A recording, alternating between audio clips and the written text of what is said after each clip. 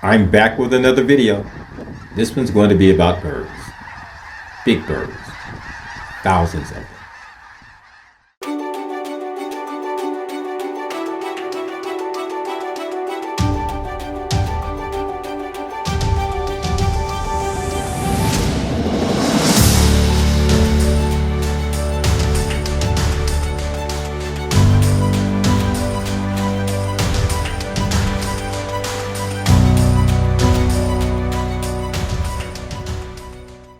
So I've decided to take a road trip, and I ended up going to a number of places, but my final destination before I turned around and came back was a place called Bosque Del Apache National Wildlife Refuge in New Mexico.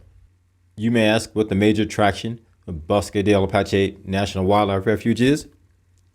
Birds, lots of them, all types and varieties. However, the star of the show are one, sandhill cranes, and two, snow geese. There are thousands of them.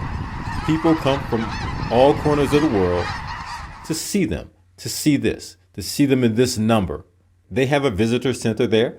It's open from 9 o'clock to 4 o'clock. I would suggest stopping in there. They will tell you where you can locate at least the large flocks of birds because they do move around quite a bit in the refuge. Wildlife refuges are open from sunrise to sunset.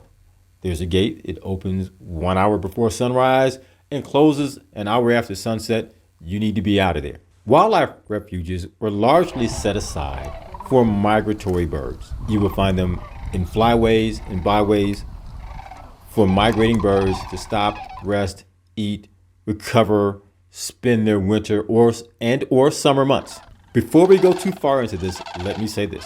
I am not an ornithologist. I am not a bird purist. I just like birds, and I love photographing them, especially large birds in large numbers. If you want to see and photograph birds, there are 2 times of day that are really important. As in most wildlife, mornings and evenings. So I go out to the pond in the morning where there are thousands of sandhill cranes and snow geese. You can hear them a mile away. There are few things in nature that you will hear that gives off this sound. And when there's several thousand of them, it is a symphony. The geese will give off a higher pitched sound, but it's quite recognizable as well. And once you hear it, you won't forget it. As far as I can see, there are cranes and geese in this pond. They spend their nights in the pond to try to avoid predators. Most predators won't come in the water to attack them. There's also safety in numbers, so they spend their nights, they roost in water. When the sun starts to rise, when we start to get daylight, they start stirring around for what we call the fly out. So they go out and feed in the fields and start their day. Now, the geese and the cranes will both fly out. They'll do it in different fashion, one after the other. When you're standing around, it's a good idea to be near your camera because at any instant, at one time, thousands of geese blast off into the sky. You can see it, you can hear it. They create a wind with the flap of their wings that you actually feel on your face. It's crazy. So now that the geese have taken off, we still have the cranes. Now, their exit is a little bit different. They need a little more space to flap their wings. Cranes are 3 feet tall and they have a 6-foot wingspan. It's a big bird, so it needs a little more space. The crane takeoff is a bit different, but no less spectacular. Both the geese and the cranes are now headed to fields on the refuge, and they will spend most of the day there. Cranes are monogamous. They mate in the spring. During the winter months, those who are looking for a mate practice their mating ritual. So you will see them throw their heads back, jump up and down. It's a dance. It's almost a ballet that they put on with one another. This is how they attract mates. I'm going to say it again. When guys get around females, they do different stuff. Now, they all will stay in this field for the most part until a predator shows up. So here we have a coyote who somehow thinks he's going to get his lunch. Probably been fairly successful eating something. But right now, he wants a crane for lunch. He is probably a young coyote. Older one would know that his hunting chances are better under the cover of darkness. But this would also be why the cranes and the geese spend their evenings or spend their nights and roost in water. Once they see him running across the field, or not only him, but any predator, sometimes an eagle will fly by, this happens. Here we go again. They all start running and flying for their lives. You know, when you see this, it might make you feel some kind of way because, you know, there are a lot of birds here. People of a certain age may remember this movie where these birds took over this town, and it may have been the first version of the Angry Birds app because these birds were attacking people in their homes. They were blowing up cars. They were chasing kids home from school and jacking them up on the playground. It was crazy. However, that was fiction. And no matter what this looks like, the birds are not coming for you. Please do not let your imagination, fears, fantasy, and or your psychotic family members and friends dissuade you from getting out into nature. There is nothing else like it. This will go on several times throughout the day. Not only with the ducks and the geese, these are red-winged blackbirds. They're doing the same thing. There are lots of other things to see in the refuge.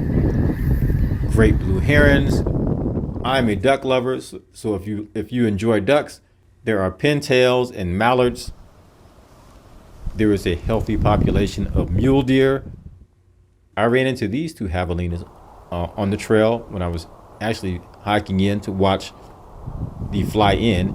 The birds were going to return, you know, as the birds fly out from the pond in the morning, they return to roost there in the evening. And I ran into these two. In the evenings, the birds are coming in to roost right around 4 o'clock, just before sunset, as the day starts to wane. Then you see and hear them all return. The geese come in a swarm. You know, when you see this, it really does make you want to like duck and cover and perhaps even run.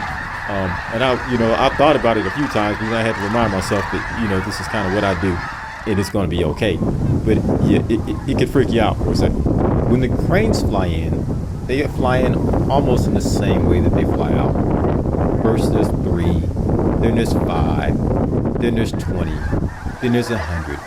But then they just keep coming. They don't stop. And it seems like they come from all directions and they all start to land in the pond. And once you think that all of them are there because this pond is filling up, then waves and waves and waves. I mean, they just don't stop. When Sandhill cranes land, just at landing, they stop and they hover and they glide almost like a helicopter, and they just lower themselves to the surface. You know, I guess when you have such a large wingspan, you can capture enough air to slowly lower yourself down. I couldn't see that enough. The snow geese spend their summers in Alaska, northern Canada, and the Arctic tundra, then migrate south, further south, during the winter months. The cranes they fly south in the winter. They arrive in the refuge usually early November. They will leave early February and start heading back north. You may not see a lot of people, but you won't be alone. There are lots of bird watchers and photographers who will come here, especially during the winter months, and especially for the morning fly out. Please take a moment to click that like and subscribe button and trying to keep up with that YouTube algorithm. For most people, one day in the refuge is enough. I stayed out here for 4 days because I fall on that end of the nerd scale. This is actually my second time here in just a matter of months. I'm looking forward to actually coming back here again. But until then, I'll leave you with these.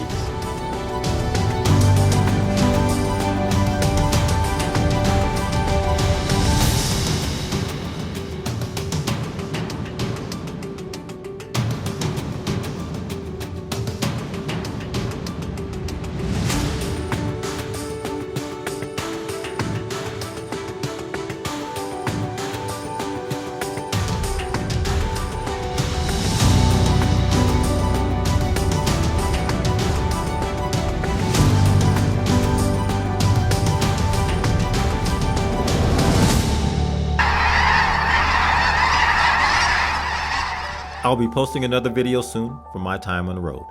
Stay tuned.